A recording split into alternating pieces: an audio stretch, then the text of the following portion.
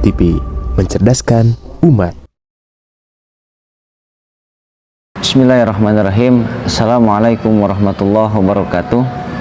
Alhamdulillahirabbil alamin. Alhamdulillahilladzi hadana lihada wa ma kunna linahtadiya law an hadanallah. Asyhadu an la ilaha illallah wa asyhadu anna Muhammadar Rasulullah. Sahabat Habim TV rahimakumullah.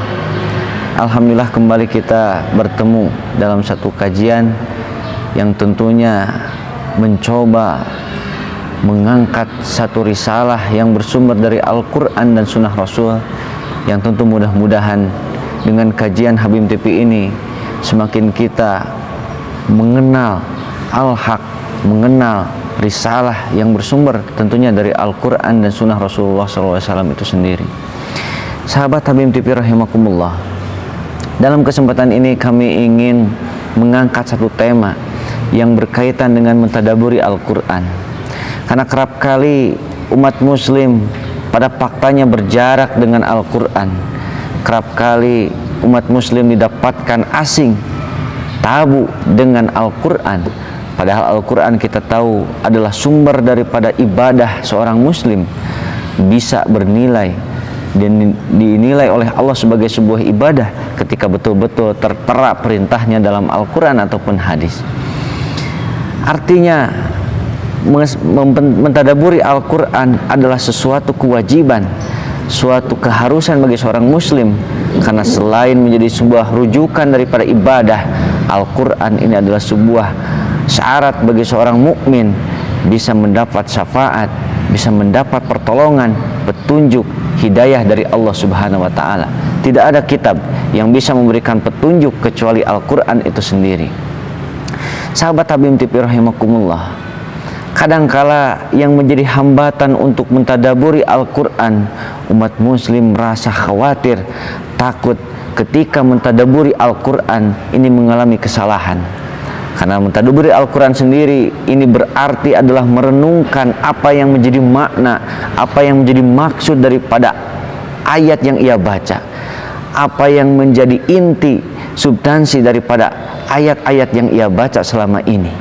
Maka kerap kali seorang muslim justru akhirnya tidak siap mentadaburi Al-Quran karena takut mentadaburinya dengan salah. Maka disinilah betul mentadaburi Al-Quran ini haruslah betul-betul memiliki seorang guru, seorang pembimbing. Bahkan pada akhirnya mentadaburi Al-Quran ini harus diiringi dengan silaturahim dengan para ulama, menghadiri kajian-kajian yang bisa jadi mungkin kajian-kajian Habim TV juga secara offline ini bisa jadi solusi bagi kita untuk bisa mendalami ayat-ayat Allah itu sendiri.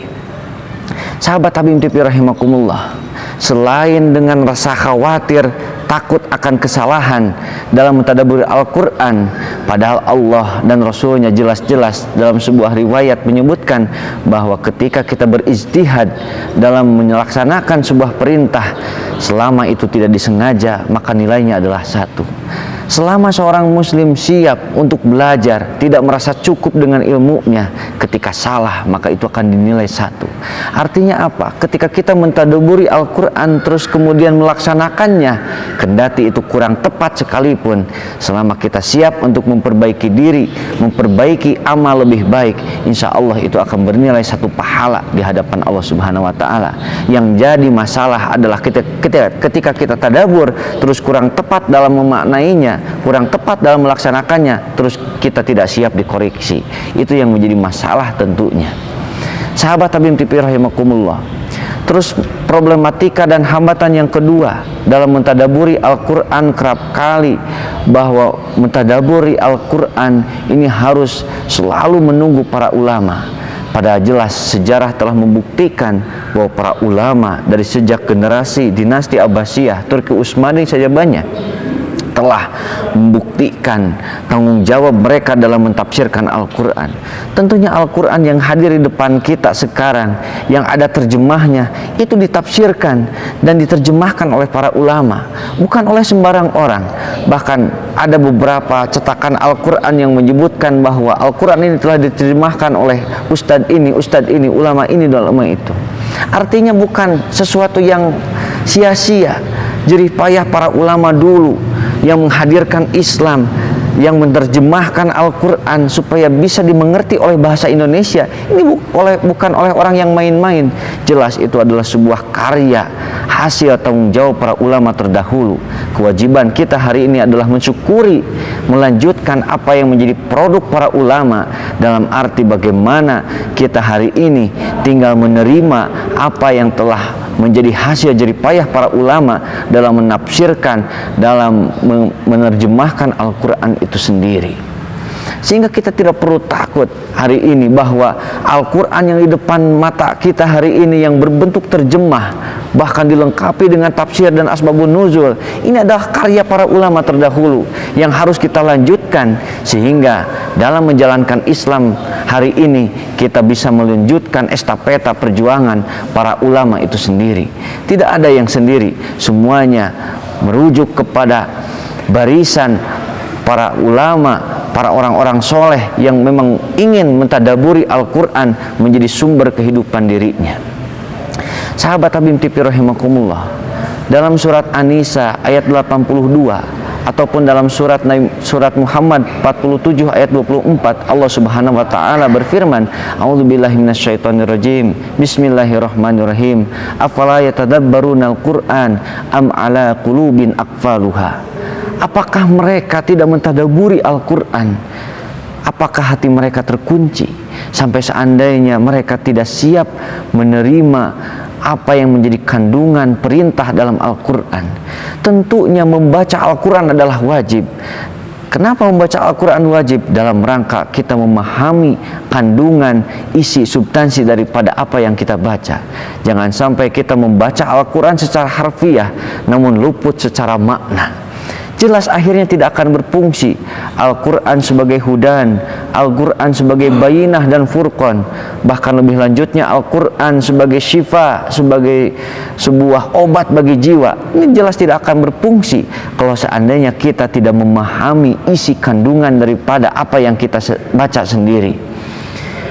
Sahabat Habib TV rahimakumullah, para sahabat begitu tergugah, jiwa mereka yang tadinya mati menjadi hidup, yang tadinya mereka tidak punya arah dan tujuan.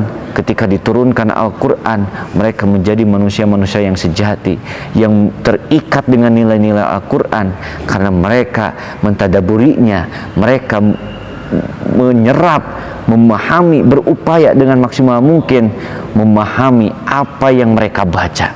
Bukan hanya cukup dengan membaca harfiah, tapi akhirnya membaca Al-Quran harus sampai tuntas dengan membacanya dan memikirkan apa yang menjadi makna dan arah daripada isi kandungan Al-Quran itu sendiri. Jangan sampai Al-Quran kita baca, Al-Quran kita hafal, namun kita jauh dari nilai-nilai yang kita baca, jauh daripada prinsip-prinsip yang diajarkan padahal kita membacanya setiap hari. Kita harus mengingat satu hadis yang luar biasa di mana Rasulullah SAW mengingatkan kepada kita bahwa akan datang di akhir zaman satu umat yang justru membaca Al-Quran sampai kerongkongan saja.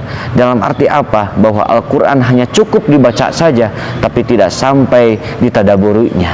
Disinilah kita pentingnya mendatangi masjid, hadir kepada kajian-kajian ilmu, silaturahim dengan para ulama, bersahabat dengan orang-orang soleh dalam rangka bagaimana kita mentadaburi Al-Quran dengan benar. Semakin hari kita semakin dekat dengan prinsip-prinsip dan nilai-nilai Al-Quran, sehingga Al-Quran betul-betul terasa menjadi sebuah petunjuk, bahkan menjadi sebuah bayinah yang bisa menjelaskan, menuntun kita kepada jalan kebenaran itu sendiri. Sahabat Habib TV rahimakumullah, dalam sebuah kisah disebutkan bahwa ada seorang murid yang mendatangi kepada gurunya dan ia berkata, "Wahai guruku, sungguhnya aku telah membaca Al-Quran dalam satu malam 10 juz." Dan gurunya menjawab, "Engkau masih belum membaca Quran." Dan pada akhirnya datang hari kedua bahwa dia menyebutkan bahwa ia telah membaca Al-Quran dalam satu malam lebih daripada 10 juz.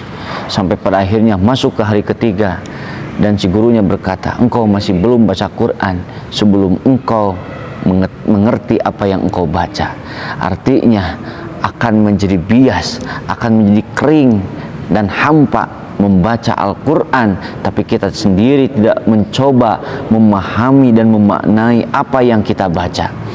Maka disinilah untuk bisa mentadaburi Al-Quran, selain harus mendekati dengan pendekatan tafsir-tafsir para ulama, kita pun harus menyandingkan Al-Quran dengan hadis, karena tidak ada tafsir yang paling otentik, aplikatif, dan paling tepat dalam menerjemahkan Al-Quran kecuali hadis-hadis Rasulullah SAW, dan tentunya juga diiringkan ayat-ayat Al-Quran dengan asbabun nuzul, dengan sejarah kehidupan Rasulullah, karena beliau sebagaimana hadis Siti Aisyah adalah khuluquhul Quran, beliau adalah penerjemah aplikatif dari Al-Quran itu sendiri. Demikian yang bisa disampaikan. Nastagfirullahi walakum. Mudah-mudahan kita semakin dekat dengan Al-Quran, dekat dengan bacaannya, dekat dengan nilai-nilainya, bahkan dekat secara makna yang terkandung dalam Al-Quran sendiri, sehingga kita bisa mendapatkan syafaat daripada Al-Quran itu sendiri di dunia maupun akhirat. Nastagfirullahi walakum. Assalamualaikum warahmatullahi wabarakatuh.